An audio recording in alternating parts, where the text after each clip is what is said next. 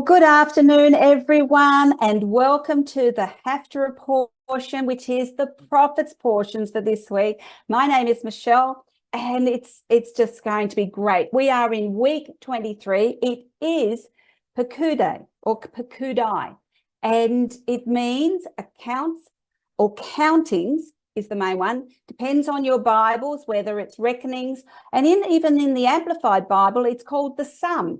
It's found in the first verse of Exodus 28:21, and these are the countings or the reckonings of the tabernacle of testimony as well. Hi, Maxine. It's lovely to see you. So let's have a look at where we are. We're in the Torah portion is Shemot, Exodus chapter 38, verse 21 to Exodus chapter 40, verses 38. It does happen to be the last chapter of the book of Exodus. So we're in that. So woohoo, we've got through it. And the prophet, of course, today is Solomon. His Hebrew name is Shlomo, and it is 1 Melachim, which is the Hebrew word for 1 Kings, chapter 7, 51 to chapter 8, verse 21. So I also asked as well, you'll find this story in 2 Chronicles chapter 5 to chapter 7, and I'm going to introduce a thing called a book called the Septuagint. So it's 1 Kings chapter 8 to 9 in the Brenton's Septuagint translation. It is the Old Testament in Greek. If you're interested, because we might mention that book today. The New Testament Gospel is Lucas or Luke chapter 16, verses 1 to 13 as well. And here we go. So before I even start, Beth, would you like to pray with us today? I would love to, Michelle. Oh, dear Heavenly Father, Lord, it's such a privilege to come together around your word, just seeing the links and everything else between the Torah portion and the prophetic books. Father God, I lift up Michelle. I give you thanks for the teaching, Lord, and I pray that Michelle has got as much as we will get out of this lesson. I pray a blessing over all of us that join together in your name, the name of Yeshua, our Messiah. Amen.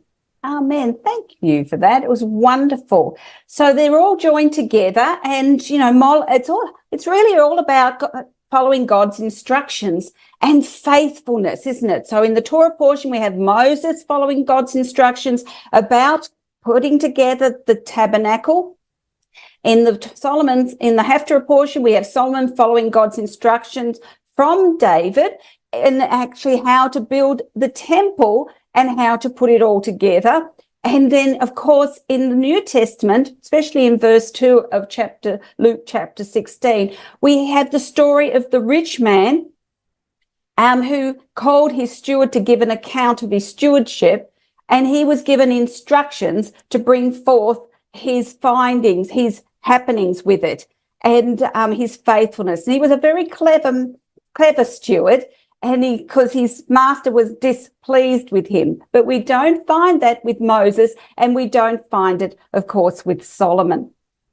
So we haven't done Pekudai since 2022, because last year in 23 it was a double portion, and so only Vayakel was brought. So here we are. We have to go back to 2022 to see what Kelly actually taught us about. So she was about understanding the biblical calendar better and the calendar months mentioned in the Hebrew and the Babylonian names. Solomon's temple was completed as a key festival. Which one was it? Which festival was it? Was it? There was a festival. And how long did God live in temporary dwellings? So we found that Kelly spoke on that, and it was amazing to go back and rediscover the beginning. So the Torah portion for the Haftarah has been going 2 to 3 years now. So you may have to go back and have a look, and it is worth going back and getting the foundation again. Our questions today are, did Solomon bring the Ark of the Covenant up as he was supposed to by the Lord, or did he make the same mistake as his father David did, King David? So let's see if he did the same thing. Does history repeat itself? Isn't that a famous saying? You know, history's repeating itself. Is the father the same as the son type of thing? What is the Song of the Ark, and have you heard of this song? That's going to be interesting. Be great to hear your thoughts on it. And what happened to the tabernacle when Solomon built the temple? Isn't that great? Because what did happen to the tabernacle? Do we know? We're about to find out. So our first reading comes from, from Exodus 39:32. And our second reading is the prophet's reading from 1 Kings, and it goes right through from 7:51 right through to 21, but we're only going to start at the beginning and go to verse 11. Okay, so I'm going to change it up a bit, and I'm going to read the first one, and I was wondering if I could have, Maxine, are you okay to read today? Yes, all right. Can you read 1 Kings chapter 7, 51 to chapter 8, verse 11. So I'll read the first one and you'll see how it's connected in from the Torah portion. Exodus 39:32. Thus all the work of the tabernacle of the tent of meeting was finished, and the children of Israel did according to all that the Lord had commanded Moses, so they did. So, you ready for the Kings? Yes, please. So all the work that King Solomon had done for the house of the Lord was finished, and Solomon brought in the things which his father David had dedicated, the silver and the gold and the furnishings. He put them in the treasuries of the house of the Lord. Now Solomon assembled the elders of Israel and all the heads of the tribes, the chief fathers of the children of Israel, to King Solomon in Jerusalem, that they might bring up the ark of the covenant of the Lord from the city of David, which is Zion. Therefore, all the men of Israel assembled with King Solomon at the feast in the month of Etanaim, which is the 7th month. So all the elders of Israel came, and the priests took up the ark. Then they brought up the ark of the Lord, the tabernacle of meeting, and all the holy furnishings that were in the tabernacle. The priests and the Levites brought them up. Also, King Solomon and all the congregation of Israel who were assembled with him were with him before the ark, sacrificing sheep and oxen that could not be counted or numbered for multitude. Then the priest brought in the ark of the covenant of the Lord to its place, into the inner sanctuary of the temple, to the most holy place under the wings of the cherubim.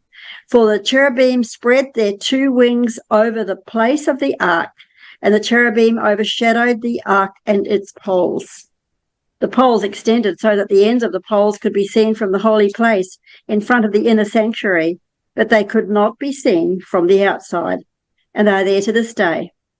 Nothing was in the ark except the 2 tablets of stone which Moses put there at Horeb, when the Lord made a covenant with the children of Israel when they came out of the land of Israel. You keep going here? The land of Israel. Is that verse 11? Yeah, oh yes, no. And it came to pass when the priest came out of the holy place that the cloud filled the house of the Lord, so that the priests could not continue ministering because of the cloud, for the glory of the Lord filled the house of the Lord. Amen. Oh, yeah. Isn't that wonderful? Wonderful. So thank you for that, Maxine. We're just going to stop there. That gives us a real picture of what we're going to discuss today and talk about today. So who are the people in this HAFTARAH? Of course, it is Solomon, and it is everybody, all the leaders of Israel, the people of Israel, the priests and the Levites. The Sanhedrin, of course, is also there as well. Now, last time Kelly, when she spoke in the last lesson, she brought the historical content. The theme is still God wanting to dwell in the midst of his people. That King David desired to build a temple, and instead Solomon also did so. The continual relationship with King Hiram of Tyre, who supplied the materials and how much they were worth in today's money, which was astronomical, and the 3 months of Ziv, Bul, and Ethanim. Ethanim is, of course, the month of Tishri, and it is got a particular feast in it as well. And this is the feast we're going to have a look at today. She talked about Yeshua, Jesus, and the water libation, which spoke of the Holy Spirit. And this is the Feast of Tabernacles, the ultimate restoration of the temple's glory in the Messianic era. And that was a bit of a summary of what she spoke on, of course. And so let's have a look at our timeline here. Here it is. It's just shifted over. This is our timeline here. We are in the 10th to the 9th century, approximately 966 BCE, around this area here.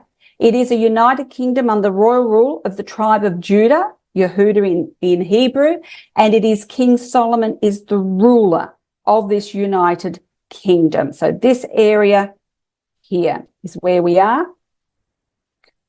And what did King Solomon rule over? Well, this was his rule. We've shown this a few weeks ago as well. So this was his kingdom, and this in light of Israel today. So as you can see, over the years, the land has diminished as well.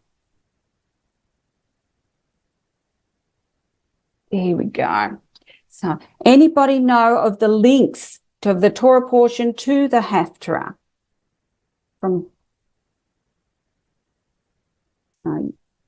You can either put your hand up or wave at me or use your reactions bar. Yes, Beth. You're on mute. Thanks. I found the links between all three of the readings, meaning the Torah portion, the Haftarah reading, and Luke, that God views accounting and stewardship very highly. Yes. The other thing was both the tabernacle in the wilderness and the temple, both of them were ready for everything to be set in place. Actually, I heard something really interesting this morning from Rabbi Gordon, and he was saying that God actually positioned everything in place. So I thought that was very interesting. Also, the fire of God, that's mentioned in both cases. The glory of the Lord descended in both cases. That's so that great, was what I found. Beth. Beth is our links part of the portion expert. She's so good. She just can pick them all out for us, which is great. So the tabernacle is completed and dedicated, and Solomon's temple is completed and dedicated. So this is where we are at today. This is really the link that is highlighted in both the Torah portion and the prophets portion of the Haftarah. The Ark of the Covenant was in a temporary dwelling, and the tabernacle was a temporary dwelling as well. Both tabernacle and temple were built for a place for God to dwell and the Ark of the Covenant to dwell. And the tabernacle was made with the finest materials, and the temple of Solomon's was made with the finest materials. It was absolutely glorious and stunning and architecturally extraordinary. The tabernacle was made according to Moses' instruction, and the temple was made according to Solomon's instruction to the people and the artisans. Moses oversaw the construction of the tabernacle, and Solomon oversaw the construction of the temple. The presence of God filled the tabernacle with Moses, and the temple with the priests, so that no one could enter. And of course, there was both artisans that was skilled for the tabernacle and the artisan for the temple. Did I go too fast for you as well? So there's quite a few things as well as what Beth mentioned. So, Let me have a look. So let's recap. It took Solomon 4 years before he started to build the temple, and he completed it in 7 years between the 10th and the 8th centuries, all up, BCE as well.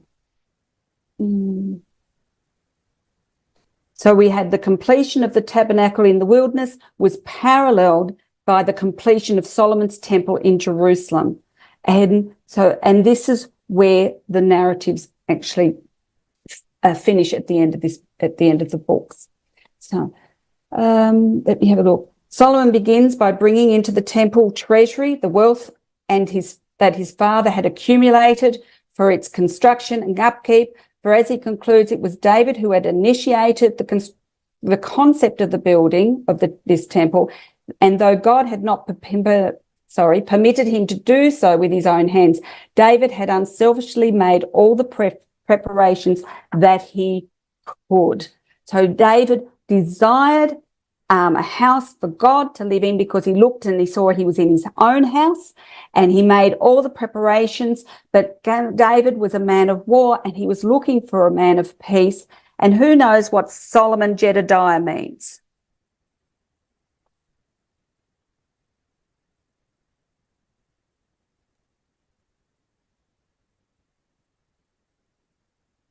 You right, Maxine? She's looking for her unmute button.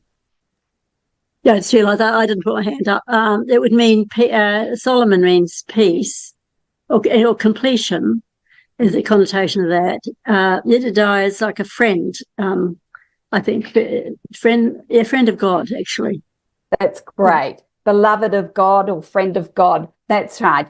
So Solomon means peace. So he was looking for a man of peace as well. Okay. So Kelly actually completed verses 51 and verses 1 and 2 of Kings chapter 8. And it was all of the Israel assembles in Jerusalem. And she talked on the Feast of Tabernacles. And we're going to pick it up there. So what time did the time of the year did this take place, which was the dedication of the building, the finishing and the dedication of the building? It was in this feast. And this feast is known in Hebrew as Sukkot, or the Feast of Tabernacles. It's a feast of rejoicing. So it represents, so why the Feast of Tabernacles? It actually represents the restored fellowship with the Lord. And this is the tetragrammaton name of God, his sacred name. The temple and later the tabernacle and later the temple represents God's presence among his redeemed people as well. So in Exodus 29:44-45, so I will consecrate the tabernacle of meeting and the altar, and I would also consecrate both Aaron and his sons to minister to me as priests. And I will dwell among the children of Israel and will be their God. So why did Solomon choose the festival of Sukkot for the temple's dedication? Does anybody know why that was chosen? Why it wasn't another feast? It was a different one with Moses' tabernacle. That was in the first month, which is Aviv or Nisan, which sort of is around about the Passover time. Yes, Bear? Only a guess, Michelle, but it represents the people living in booths. And I just thought, well, maybe it was that time of the year, looking back, the way the Israelites lived when the tabernacle was finished. So I just felt maybe that's why it was at that time. That's a great answer. Anybody else have a comment? Yes, Glenys. You're on mute.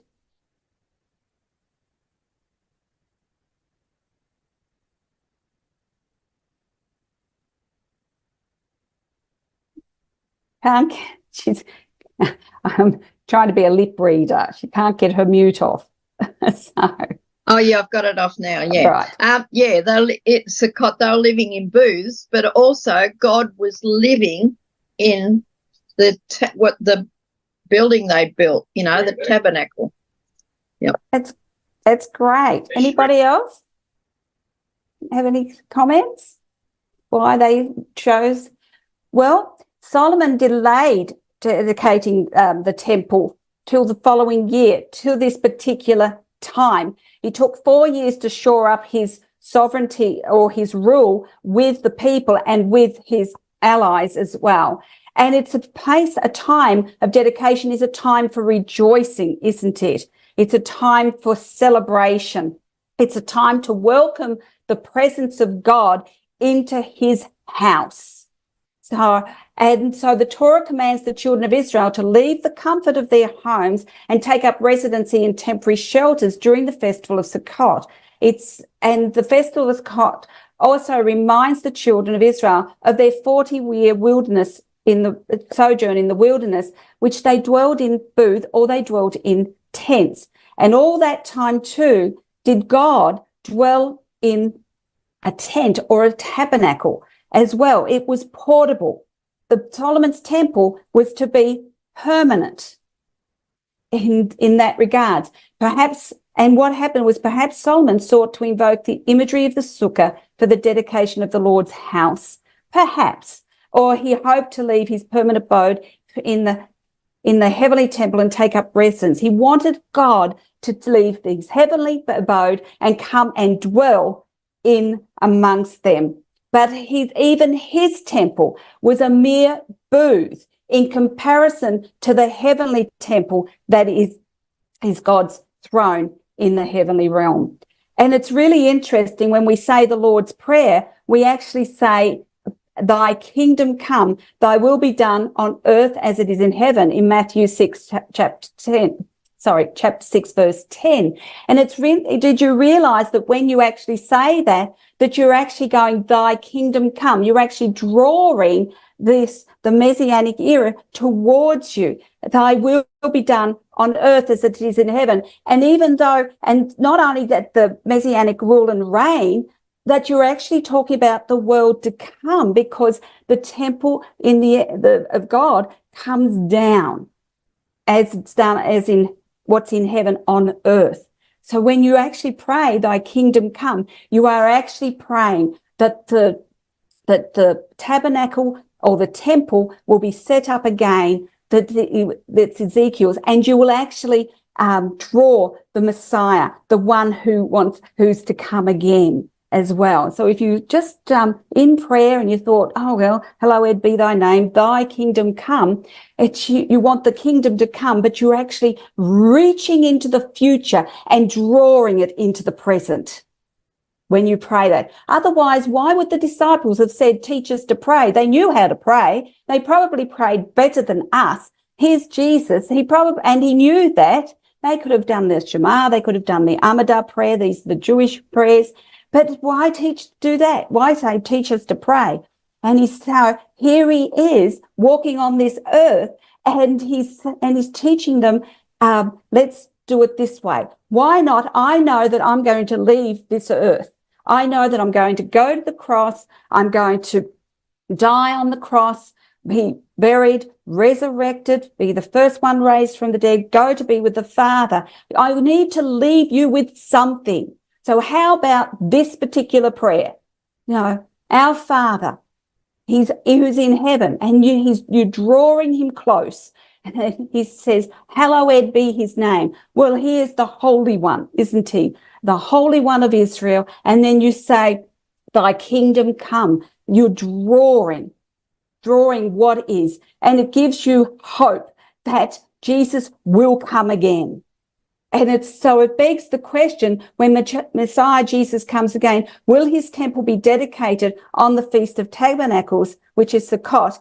And it also apparently may be very plausible, a Jubilee year. Will it be the same again? Will we see it the same as we're seeing it now? What's your thoughts on that?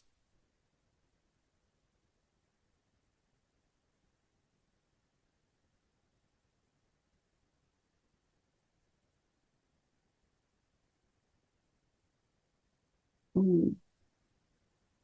No thoughts? So it's interesting, isn't it? If Solomon's temple is a foreshadow of the Messiah to come, and Ezekiel's temple in Ezekiel 40 to 40, I had to think of it, 48, is the one that Messiah is going to set up. Will it be on the Feast of Tabernacles? We know he will come on Rosh Hashanah. Would it be? And will it be a Jubilee year? So, two things. I was just going to say so. I keep losing the mute thing here. Yes, it probably was a Jubilee or going to whatever. Because God does nothing by coincidence or anything. He sets everything up. We think it's our idea and that a lot of times, but it's always God, and he always does it perfectly to what all his creation and everything, according to everything that he is. That's great, Glenys. Beth?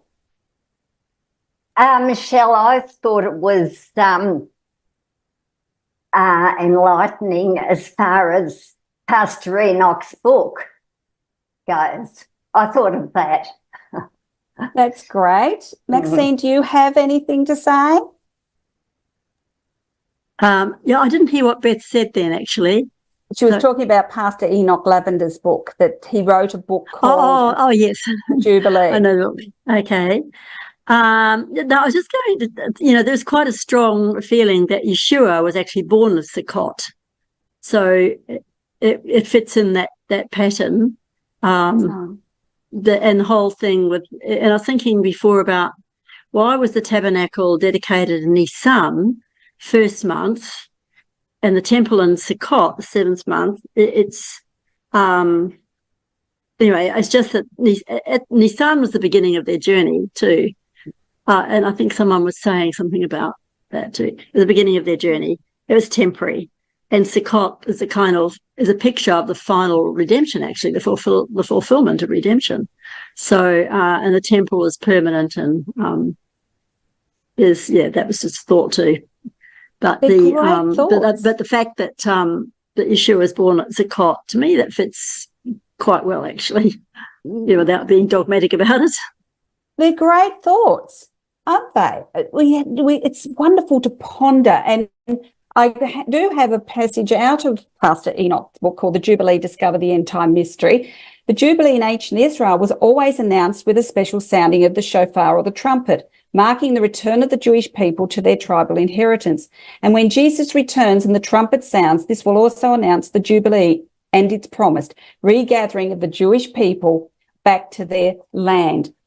And it was very interesting that I also found an Old Testament scholar known as Archbishop Usher, and he's the Archbishop and Primate of Ireland, and an Old Testament scholar as well, in the 1600s, and he thought it was going to be a Jubilee year as well. So there is that thinking, isn't it? It's going to be in this Jubilee year where there's full restoration, isn't there? It's a restoration time as well. So it was a wonderful thought. Can you imagine Jesus coming on Rosh Hashanah, and then there's the big Day of Atonement as well, where everybody, all the Jewish people go, blessed are you who comes in the name of the Lord type of thing, and he comes, and then on Day of Atonement they look on the one whom they had pierced, and there's a great day of mourning, and then when they're all forgiven and repented and forgiven, then there's the Feast of Tabernacles. Isn't it a wonderful picture of when Jesus the Messiah comes again? What a wonderful expectation to hang on to as well. So the procession to the new temple included, this is now Solomon's temple, not only the ark containing the tablets of the law, and it's interesting, for without the Torah, what meaning has any temple to the Jewish people? But also the tent of meeting was built in the wilderness. And it is an interesting thought, isn't it? There is no actual temple or church or synagogue or masjid or mosque or anything without there being some sort of holy book or a book And so so it's interesting that nobody sets up a temple without the book of the word of God, the Torah. And so it pales. So though it paled beside Solomon's ornate and magnificent temple architecturally, the temple was but the continuation of the tabernacle. And that's interesting to note. Just as the covenants are built on one another, a continuation, so too is the temples, a continuation of the tabernacle, which is built on the pattern or the blueprint of the heavenly temple. The tabernacle is the original blueprint.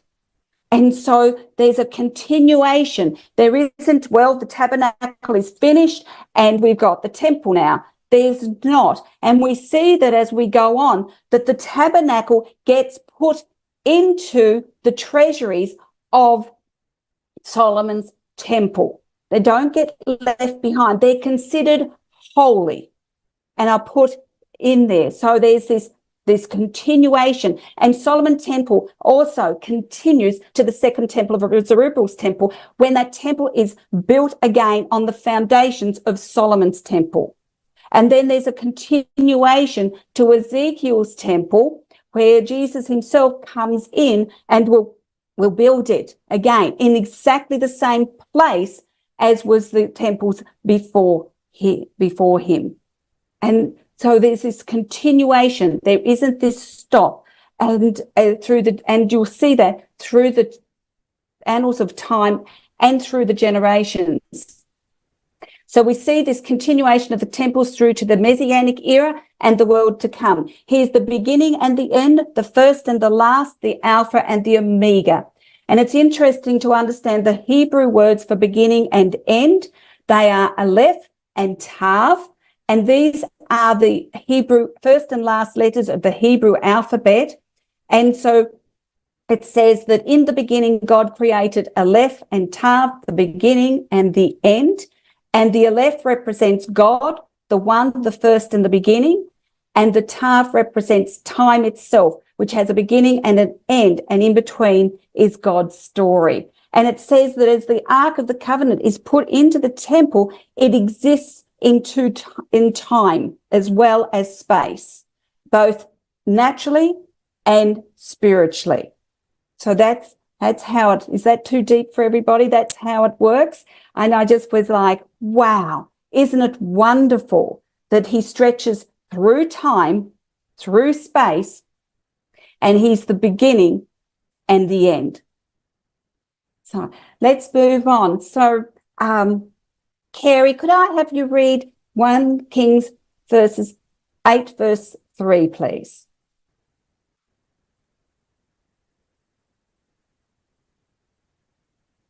Certainly. All right. All the leaders of Israel came. The Kohanim took the ark. Lovely and short, isn't it? That's it. That's the sum total of that verse, which is great, and it's succinct. So all the elders of Israel are the judges and wise men. According to the rabbis, these elders were the actual Sanhedrin. The Sanhedrin is the justice system, the 71 people that make up the court system. Since the consecration of the temple required the presence of the high court. I never thought of that before. As well, to honour the event and his kingship, Solomon summoned all the leaders. So who bore the ark? The Kohanim, or the priests. The Torah assigns the privilege and responsibility of bearing the ark to the Levite family of Kohath, or the Kohathites, not the Kohanim, but the honour belonged to the Kohathites only in the wilderness when the Kohen were, and they were Aaron and his sons. That's who the priesthood was as well. So David forgot that. He forgot that only certain ones could carry the Ark of the Covenant. But Solomon knew better than to load the Ark on a cart as he went to bring it up, as David, his father, had done. And he had the priests carry the Ark by its poles on their shoulders, not on an ark. So in 2 Samuel 6, chapter 6, verse 1 to 4, it said, again, David gathered all the choice men of Israel. There was 30,000 of them. And David arose and went with all the people who were with him from Baal, Judah, to bring up from there the ark of God, whose name is called by the name the Lord of hosts, who dwelled between the cherubim, or the cherubim or the cherubim, if you wanted to say it in Hebrew. So they set the ark of God on a new cart and brought it out of the house of Abinadab. And he was actually a Levite. And so what happened? Does anybody know the rest of that story? What happened?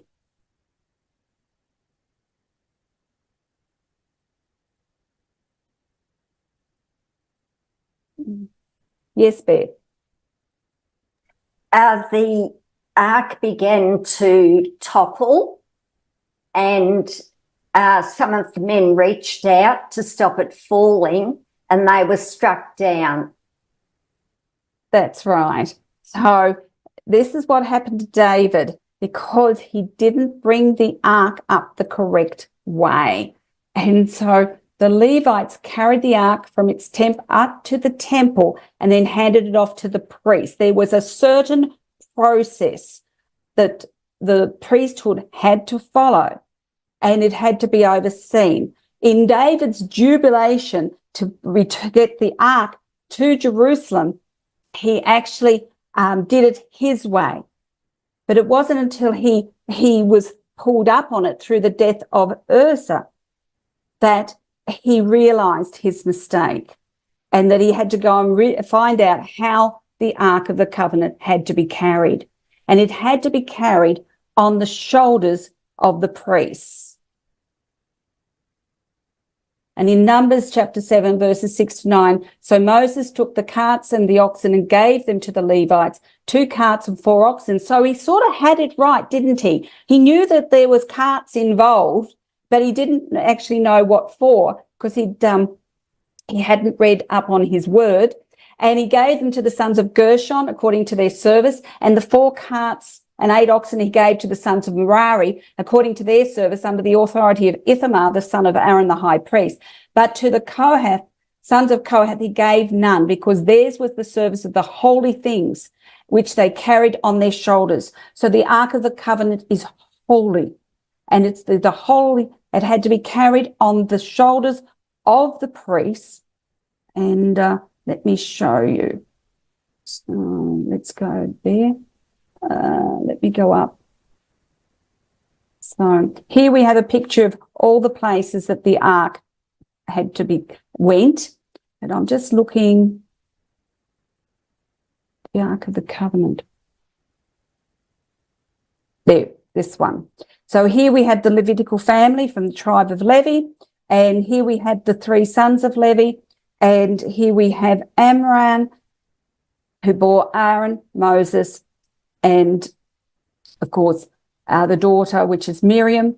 And so they were the ones here that were told to bring up the Ark of the Covenant. They looked after the Holy of Holies. They did.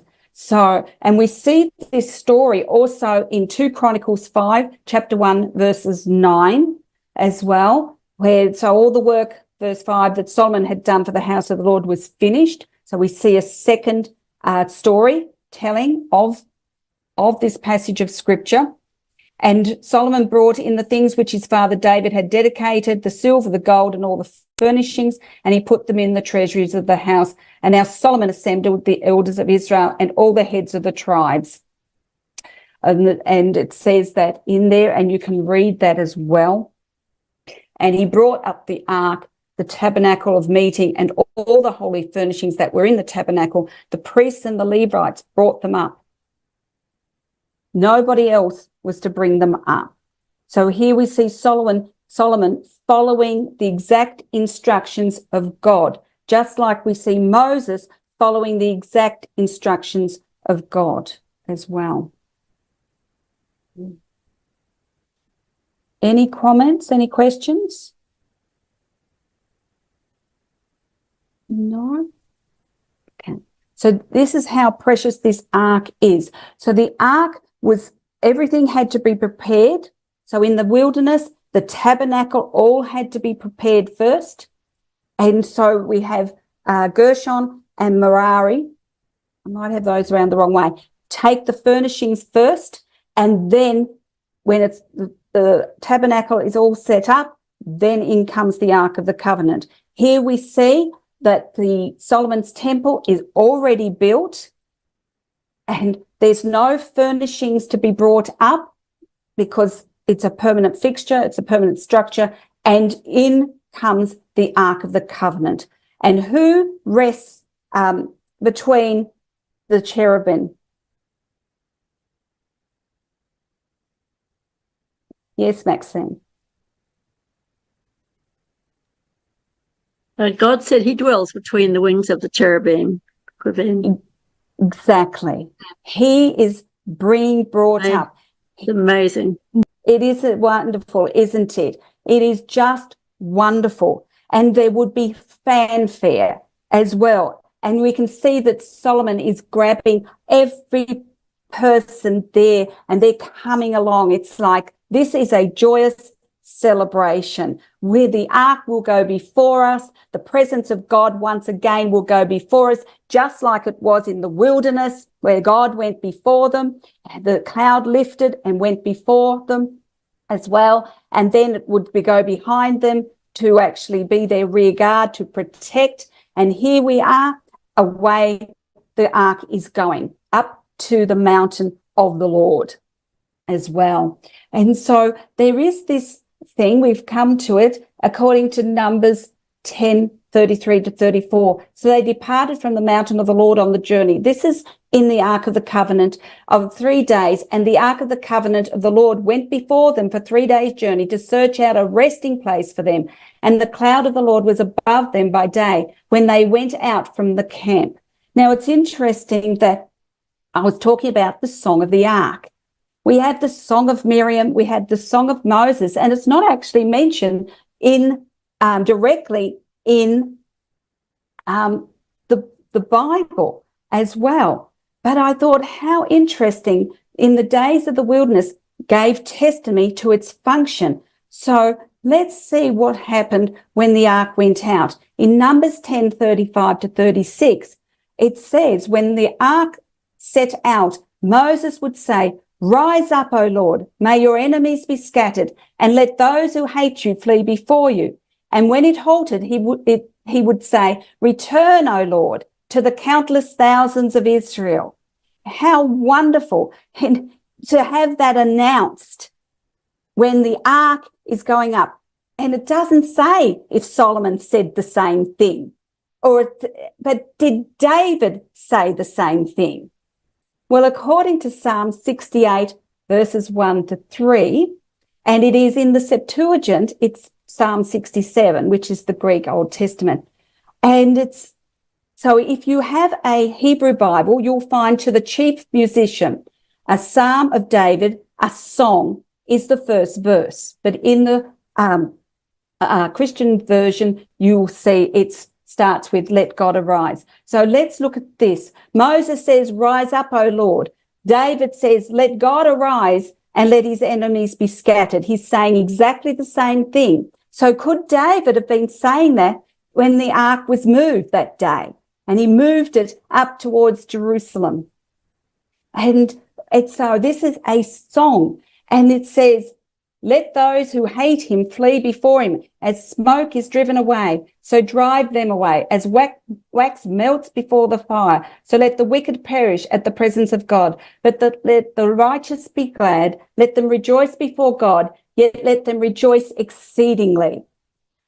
Could it be? Did Solomon say the same thing? You know, as the ark was going up, "Rise up, O Lord, and may your enemies be scattered." And even though it was going from the place where it dwelled in a tent, where David had put it, could it be again? Or does it revert down the ages and we hear Moses singing, rise up," as the ark is lifted up and put on the shoulders of the priests, and they go forth, rising up. And as they go forth, the presence of God is between the cherubim, and is the enemies being scattered. And is it speaking down the ages that anybody that comes against Israel will be scattered because the presence of God is there. Yes, Maxine.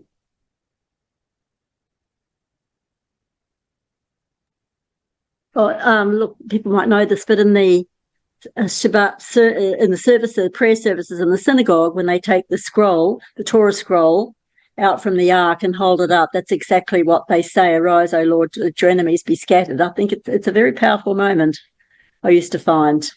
And that's great. Yeah. Now, I haven't been in a synagogue, Maxine, so I'm learning something, which is great. Anybody else not been in a synagogue as well? So and when it goes back, they say, "Return, O Lord." You know, the other verse. Yeah. So it's a very powerful moment. They hold the scroll up, and yeah, it's really powerful. It's a prayer we should be praying over the Gaza situation, I think. Isn't it interesting? And it's like this prayer, because I don't know about you, but as a Christian, I've prayed this prayer before, but I have not ever associated it with the ark being lifted up and moved and all the enemies being scattered until I linked it again. And I just was like, so when the ark in the wilderness was taken forward, all the enemies had to scatter. And that's why he says, you know, vengeance is mine, the battle is the Lord's, because he's going before them. And no power can stand against him. No power, no legion, can do that. And it's really interesting that this is called the Song of the Ark. And I went, wow, God, that's amazing that David penned this psalm. And we see that once it was put down, it was a place where they rested, the ark was rested, and then he brings it back and he says, return, O Lord. In other words, turn your eyes back to us. He's looking out for them. He's protecting them. He's looking to see where he's going. And it's basically, don't mess with us. And then he puts it down and his eyes are then, he envelopes his people once again. It's a beautiful, beautiful picture of what God can do. And so when it's taken up to the hill of the Lord, and this is it. It speaks down through the ages as well. So, right.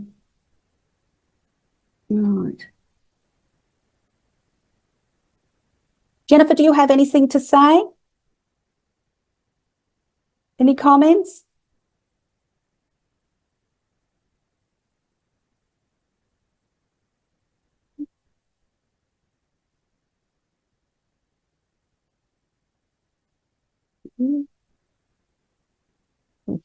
Can't give anything.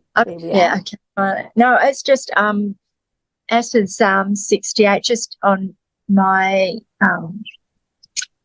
Bible, it just says it's an adaptation of Numbers 10:35, which is recited just prior to the Torah procession. I'm not sure what the previous lady was saying about when it's put back. It's prior to the procession.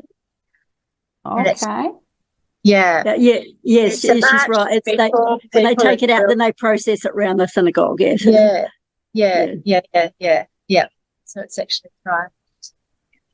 And then when it goes around, everybody has the opportunity with their talit usually or their siddur to touch the Torah and kiss it. Oh, how lovely. So we're having some insight in what happens in a synagogue as well, but it's just amazing, if you're isn't a it? man, not if you're a woman. So I'll leave you out. Depending on what shul you go to. Some shuls will let women touch it with their talit.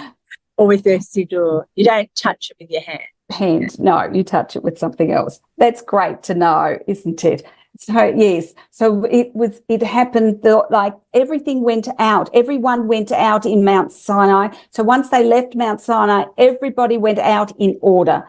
There was a way to go. So on the first outing, the Ark of the Covenant went before them. Then the tribe of Judah. So that was so they could that it's the Ark of the Covenant. It's the covenant with the people of God. It holds the tablets of the commandments that God wrote, as well as Moses hewn them, the second lot of tablets as well. So the covenant was always in front of them as well. So let's move on. Here we go. Let me see. Yes, and Isaiah 52:12 says, "But you will not go out in haste, nor will you go out as fugitives, for the Lord will go out before you, and the God of Israel will be your Lord, your rear guard," as well.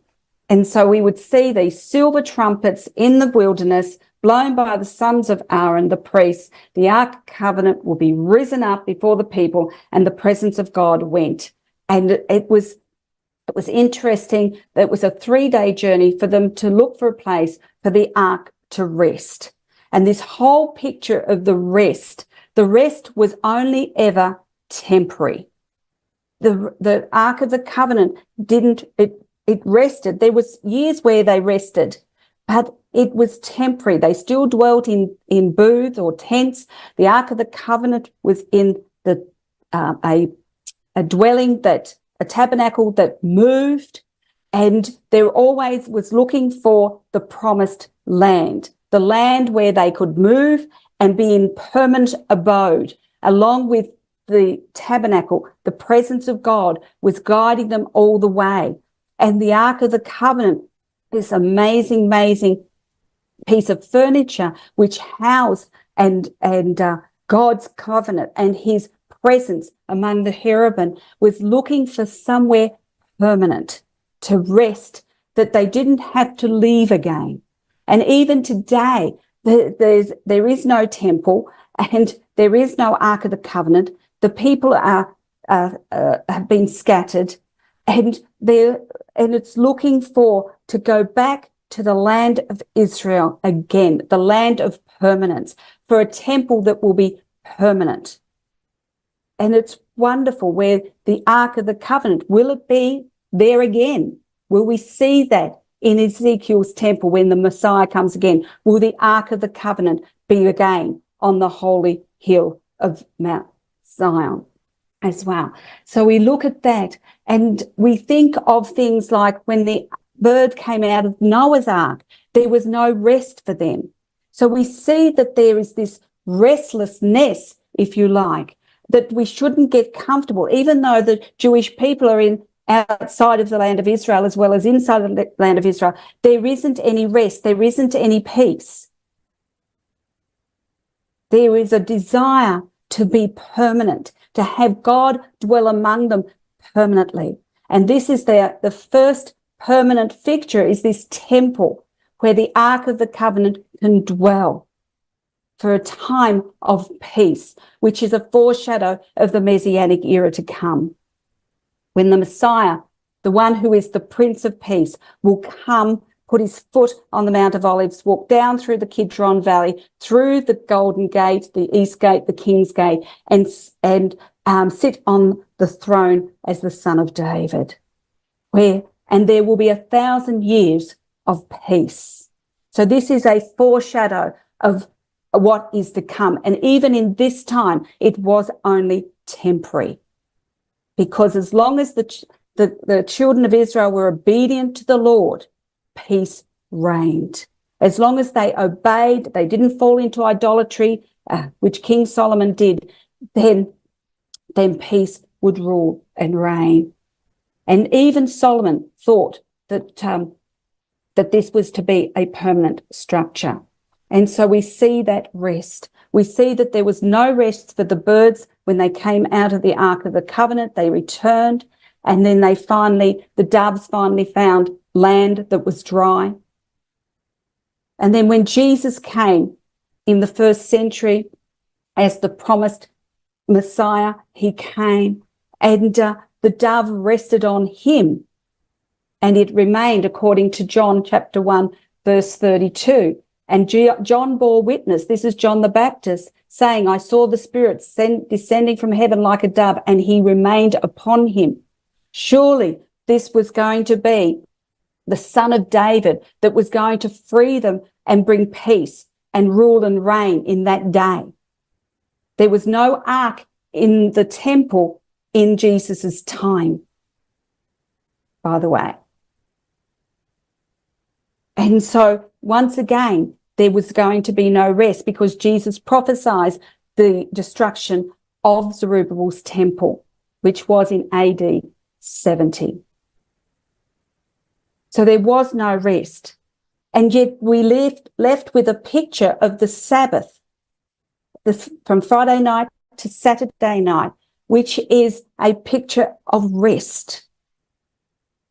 But it still will not be fulfilled until the Sabbath, which is the Messianic era, and Jesus also, who is the Sabbath, will come again. When it says to enter into his rest, it is pertaining to entering into his Sabbath, his peace as well.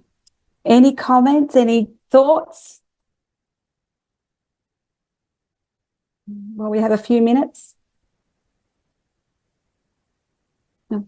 Because the rest, as was said earlier, speaks of the ingathering. There is no rest until that happens. Because we're in exile until the Messiah comes again.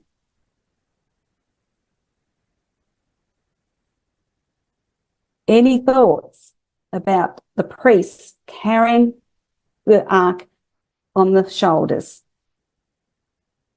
It brings balance. It means that God is holy and means to be lifted up. Yes, Glenys. I was just thinking about David when he didn't know how to. He put it on the cart and at the ark to take it. And I thought, well, he really should have, because didn't the kings have to write out the Torah when they went on the throne and that? He should have known it. Yeah. Well, he should have done it, and that's true. They were supposed to write out a copy for themselves and have it before them day and night, and he should have done. But he got all excited, didn't he? And thought that he looked and said, well, if the Levite is being blessed, well, I'm going to go, and everybody that actually had the Ark of the Covenant if it was the Philistines got the plagues, but if it was in Obed-Edom's place, he was blessed. And he thought, well, if he's going to get blessed, we as a people should get blessed. And that's why he went and got it. He didn't, obviously, sometimes David didn't look in the book. He just acted like we do sometimes. He's great for us in the flesh, isn't he? He just resonates with us. He just acted. He was impulsive and he just acts. And he thought, well, I'll do it my way. And then we make a mistake. We've pulled up about it, and then we have to do it the proper way. As mothers, we do correct our children when they do it the wrong way. And a loving father like the God is also one that corrects and says, I cannot let you touch something that holy and bring it on. Yes, and you can't, but it has to be brought my way. So holy living has to be done his way as well. So what do you think, Glenys? It just baffled me to think that, maybe it was, I don't know.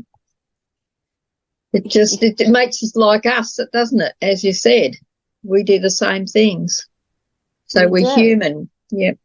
We're imperfect, aren't we?